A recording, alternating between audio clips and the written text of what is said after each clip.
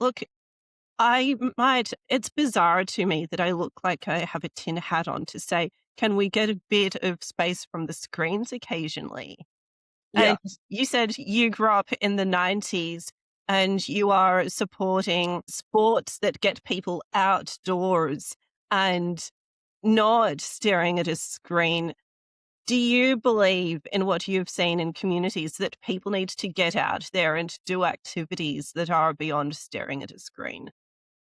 Oh yeah, for sure. I mean, now I also love video games as well, and I've got a tattoo of Earthworm Jim. So, I grew up playing PlayStation 1 and I've got a PlayStation 5. But, I think you got to get out and you got to touch some grass. You got to go put your feet in the ocean. Even if you don't want to go play a sport, take a walk, and take it without headphones in. Listen to birds, listen to cars, listen to just the noise around. And that's even hard because sometimes I like taking a walk, and that'll be a time where I can listen to a podcast or an audiobook or music, and it's nice. But, it is nice to also unplug. And it is definitely a lot harder to unplug. The one benefit, that when I'm on a positive kick, like for instance, like for me, one thing that helps in my Monday through Fridays, I will write out my day and I'll put like big hit points that I do need to get done, but then I'll just put like other kind of fluff stuff. And if I don't get to the fluff stuff, I don't beat myself up over it. I just move it to the next day.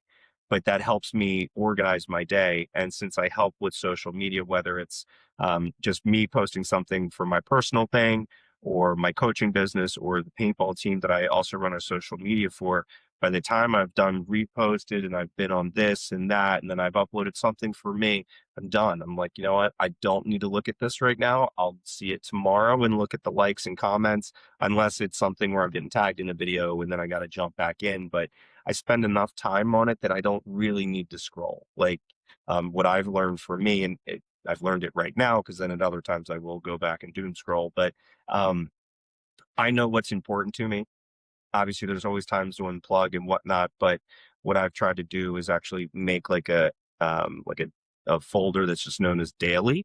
So then I'll plug in a couple things. One app that I actually use often that I actually tell others about, it's called Finch. And it's basically like a little personal Tamagotchi. So you've got this little pet and he goes to different places and it's a little like kind of self-help daily planner guy. It'll be something simple like brush your teeth, drink some water, wash your face. Earlier I've got the neighbor across the street and our daughters were playing today before we got on. So that's what I was watching at. And the one thing said, write how you feel right now. And I opened up my little journal app, which is in my daily tab. And I was like, I'm feeling grateful. I had a great day and then I'm watching my kid have fun. Like that's, it's a perfect icing on the day. And then there's other bit where it'll say like, write down your, all your thoughts and feelings for the day and just different stuff. And so that's a really cool, fun app that I tell, my clients about. Because oftentimes, you don't always have that person you can call or text, but it's a nice way to get away from doom scrolling. And then I'll plug in a couple other things there. And yeah, so if I am on my phone, I try to keep myself away from social media like a little bit, but obviously it's always still fun to go around and look at stories or reels for a little bit.